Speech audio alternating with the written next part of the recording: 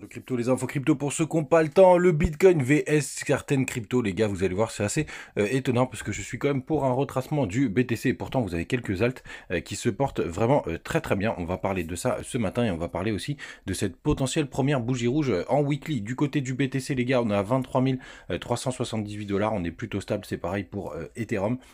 On a BNB qui est un peu plus chaud, on va en parler ce matin, qui prend 1,1%, CryptoClebar 2,5%, OKB 5%, Shiba, la crypto en forme de ce top 15 qui prend un joli 8%. Il y a pas mal de news du côté de tout l'écosystème Shiba, Uni et TRX qui prennent quasiment 2%. La map est plutôt calme en ce dimanche matin. Les gars, du côté du weekly, on commence tout de suite avec un weekly, tout simplement parce qu'on a cette première bougie rouge qui pourrait avoir lieu ce soir. Pour qu'elle passe dans le vert, il faudrait qu'on soit tout simplement au-dessus des 23 767 $. On va voir ce que ça va donner, évidemment c'est toujours possible, mais je suis toujours en faveur d'un petit retracement. Peut-être que cette bougie rouge aura suffi, mais ce sera bien quand même d'aller à minima toucher les 23,6 aux 22 171 $. Le retracement de Fibo. Vous connaissez mes targets. Il y en a une aussi aux 21 000 $ grosso merdo. Et vous avez le gap CME qui va jusqu'aux 20 000 $. Ce serait vraiment les targets si jamais on avait un retracement. Je pense qu'il faut qu'il y en ait un, mais les gars, évidemment, le BTC, il fera bien ce qu'il veut. Et on regarde du côté du RSI, vous voyez, on est quand même sur une grosse zone de résistance. C'est assez intéressant à voir, qui était pas mal travaillé par le passé. Ici, on a eu le début de la tendance haussière, enfin, une continuation de tendance haussière. Ici, ça a pas mal travaillé aussi sur le court. Bref, on est quand même à un endroit assez logique de résistance, même si on n'a pas été chercher les 25 000 $. Est-ce qu'on ira les chercher à un moment donné? Ça c'est sûr les gars, on ira à un moment donné, mais est-ce qu'il faudra qu'on retrace juste avant?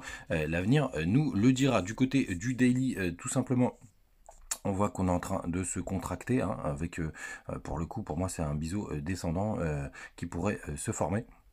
Donc attention les gars, on est en train de décélérer aussi du côté du RSI, ça c'est plutôt une très très bonne nouvelle. On va aller tout de suite voir du côté du long short ratio, puisque je crois que ça, même si on a pas mal de, on a évidemment une majorité de personnes qui sont en long, hop, il s'est déconnecté, c'est pas grave.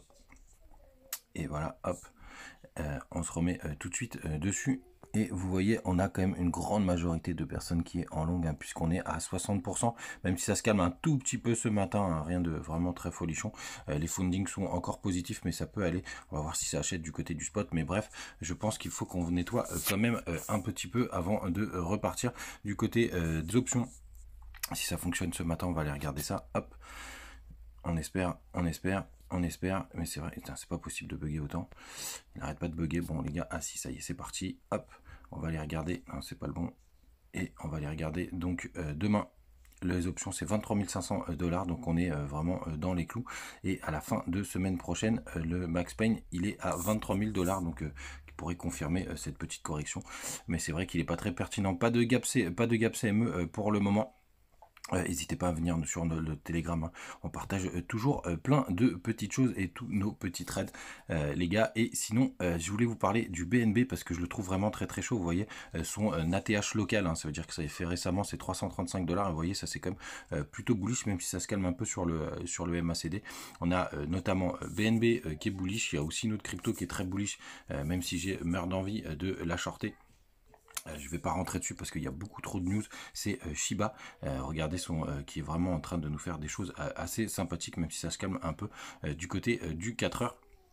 Mais c'est vrai que c'est plutôt pas mal. On va voir si c'est de la consolidation ou si on retrace. Mais c'est vrai que il est vraiment très très fort en ce moment. Je vous en ai parlé hier face à notamment CryptoClebar. Du côté les gars de Fairdesk, on a la compète qui est toujours en place.